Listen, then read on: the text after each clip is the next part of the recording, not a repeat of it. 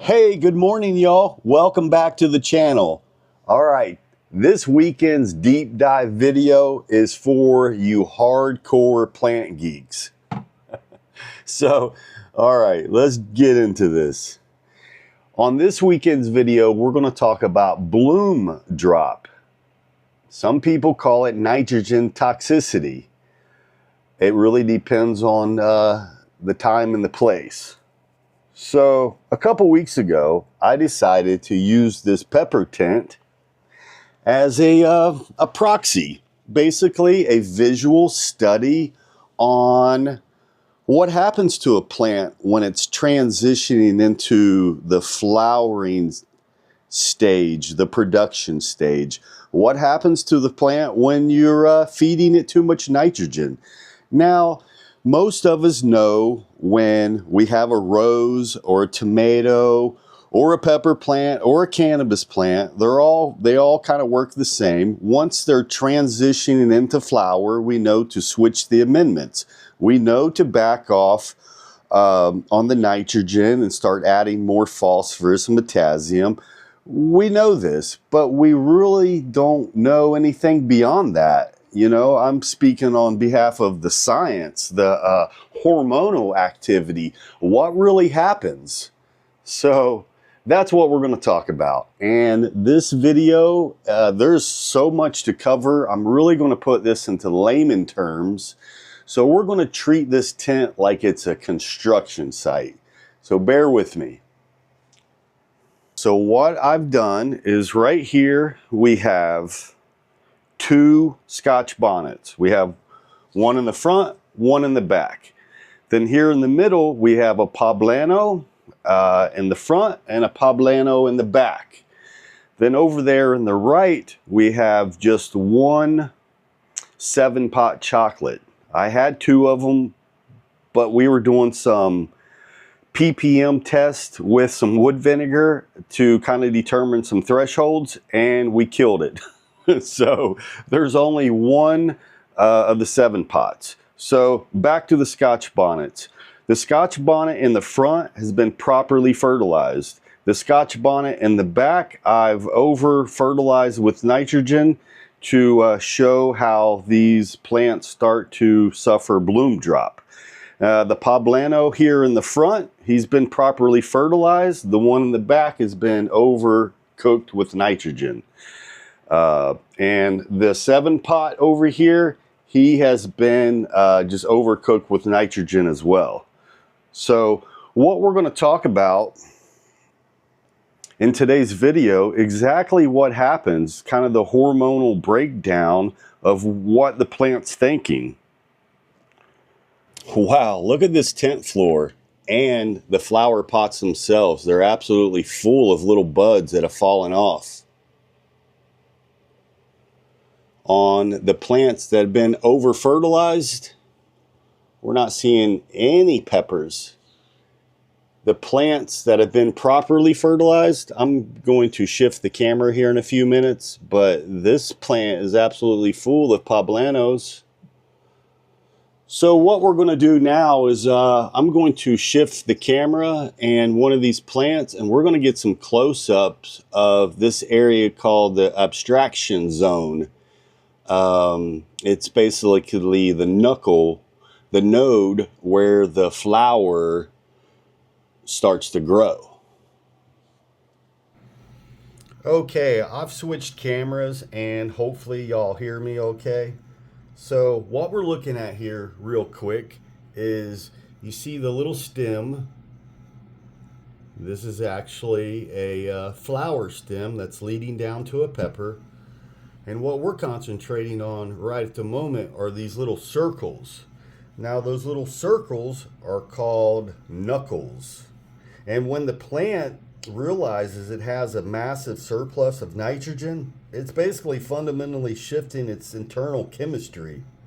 And, you know, plants are all based on hormones, and we got to keep their hormones in balance. And if one of the hormones aren't in check, then we're going to run into some issues.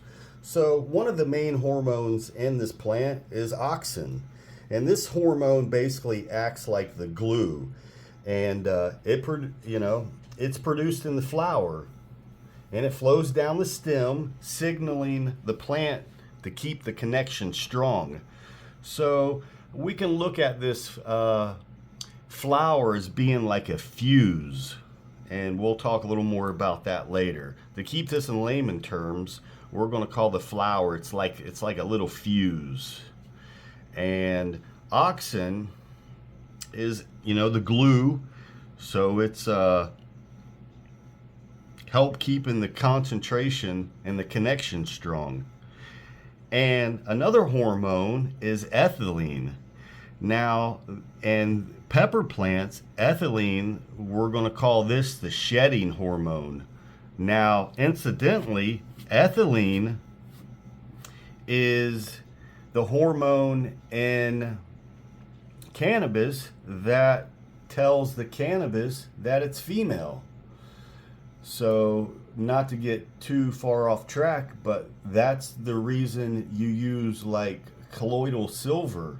So when you're trying to reverse a female plant and make it male, what you do is you spray colloidal silver on the plant, and what that does is basically act as a little silver shield and blocks the ethylene hormone.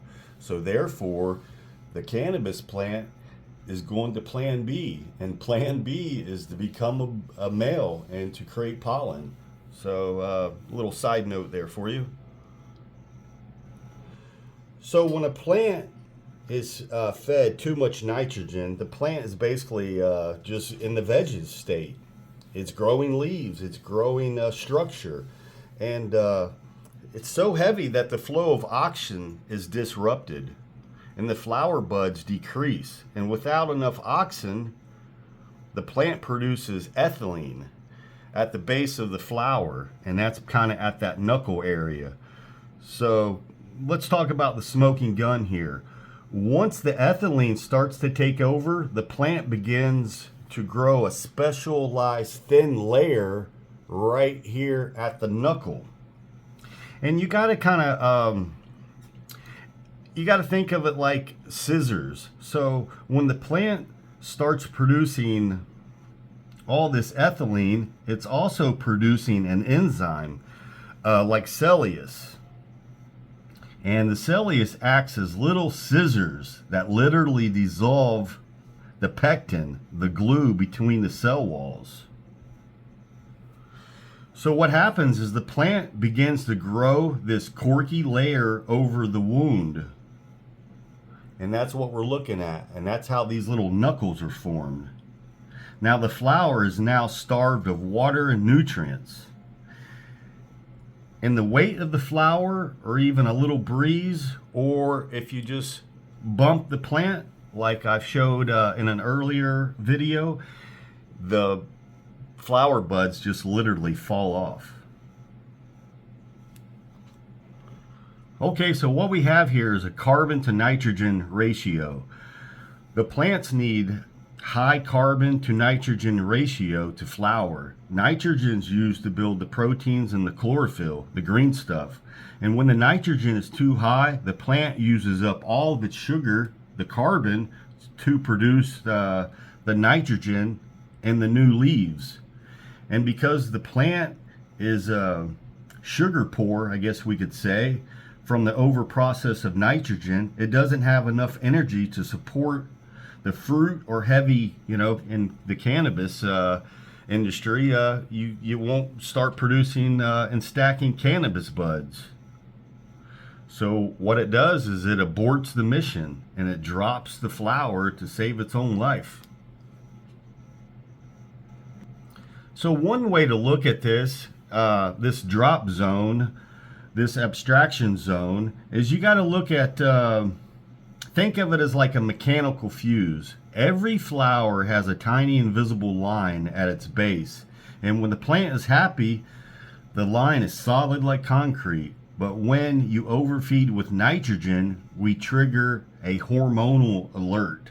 And the plant stops sending the attached signal and starts sending a divorce signal, aka ethylene. And the ethylene, like I said earlier, acts as like a tiny crew of molecular scissors. They start cutting the glue, the pectin that holds these tissues together. And before the flower even falls off, the plant actually grows a layer of cork over the branch side. And that's what we're looking at with these little circles. It cuts off the water, it cuts off the food, and leaves the flower just hanging by a thread. Now, I could probably switch the camera on another plant, and if you just barely touch these flowers, they literally just fall off. If you shake the flowers, dozens of them just literally fall off. Okay, now even with cannabis plants, now why cannabis plants, they don't actually have a drop off the way the pepper does. You know, they're just structurally different, but the effects are the same. The plant stops developing the bud and starts growing foxtails, or weird leafy inside the flower. You know, you'll notice all these different crazy growth starting to happen. The plant is building a factory, and that's the leaves and the stems. And the nitrogen is the fuel for the construction crew.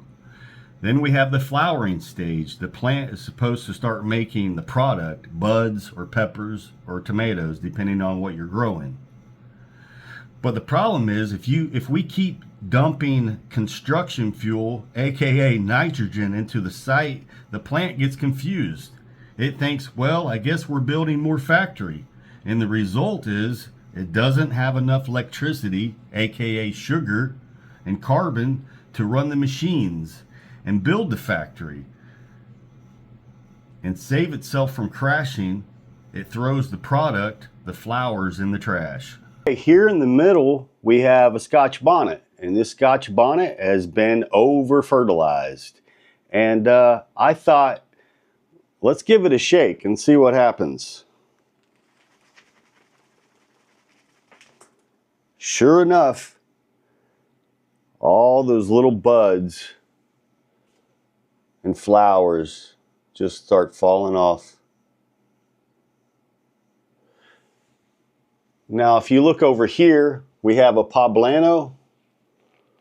Let me go ahead and move this Scotch bonnet real quick. Sorry, y'all. Let me put these two poblanos together here. Now, right here, we have one poblano that's been properly fertilized, and the other one here has been overcooked with nitrogen. And as you can see, with this poblano here, lots of peppers. There's lots of peppers in there. There's probably 10 or 11 peppers. Then over here, we have the one that's been over-fertilized. Now, if you look down here, you see the little flowers all over the place. And over here, you see a couple, but not nearly as many. So it actually does it really just right at the knuckle, just absolutely chews the flower off. There's a couple peppers on here, but they're so much smaller. And if you get up in here and start touching some of these flower buds, some of them actually just completely fall off. So, I don't know. I think that's it. I thought it would make for a fun video, and for some of you deep dive plant geeks, thought you might appreciate it. Now let's talk about, well, what do we do once we've realized that we're having an issue with bloom drop? Let's talk about the recovery. Well, here's what we have to do. We have to flush the plant out with 2 or 3 times the pot volume of pH balanced water. So basically what we're doing is we're flushing the plant. We're flushing out all those nutrients and basically wiping the soil clean and starting over. And now, after you've done that, you want to switch to a bloom formula with higher phosphorus and potassium. And you might want to use a product like Recharge or add some worm castings to kind of fire up the microorganisms again. Holy smokes, we could just take a deep dive. This rabbit hole just never seems to end. Something that I thought I would touch on that I think's interesting is ethylene, that hormone that we spoke of earlier. It's, you know, ethylene, it's a gas. And now, but here's what's really interesting is ethylene can actually drift through the air. Now, when you're out in an open garden area, it probably doesn't mean so much, but when you're growing indoors in a confined area, such as a grow tent or a greenhouse, okay, so when the flower starts the drop zone and starts to release all that ethylene gas, it actually signals the flower next to it to start dropping too. It's a chain reaction. And to kind of put this into perspective, the old banana trick. I don't know if y'all know this, but if you put a brown banana in a bag with a green tomato, it ripens it so much faster because the banana is pumping out ethylene gas, and it tells the tomato cells to start firing their ripening enzymes. So that's pretty cool. And that's what I'm doing. It's just time to start flushing. So what I'm going to do is I'm probably going to add about 1.5 gallons of water to each one of these plants and completely flush them out.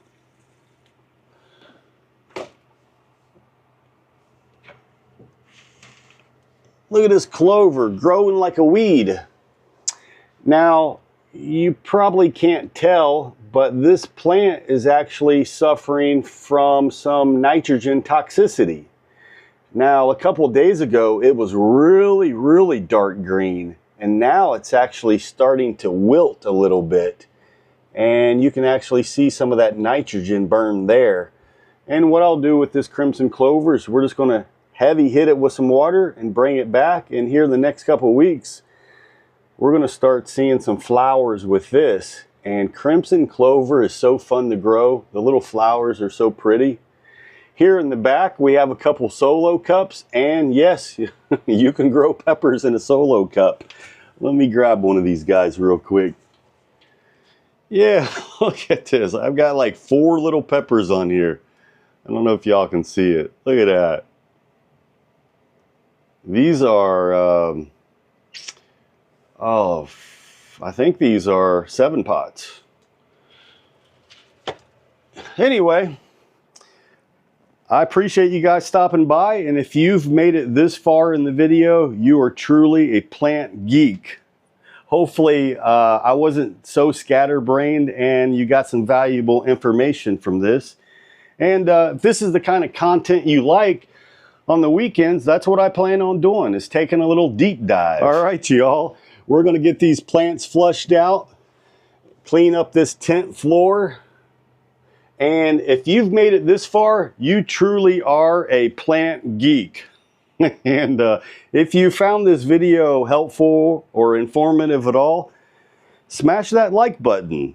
If this is the kind of content you like, feel free to subscribe. On the weekends, I'll be doing a deep dive on something new. I'm trying to keep it fresh here at Izzy's Harvest Hub. I don't want to get caught up in regurgitating what everyone else is talking about.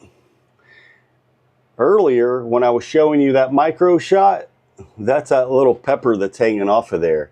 And it's probably going to fall off because it's pretty burnt. But we're going to clean these plants up, hit the reset button, and next week we're going to do a conclusion video showing the comeback. For example, the Scotch bonnet in the back, there is not 1 pepper on this plant. And once we flush it, we should the plants should transition back into the product mode. Okay, enough of that. Y'all have a wonderful weekend. We'll see you soon.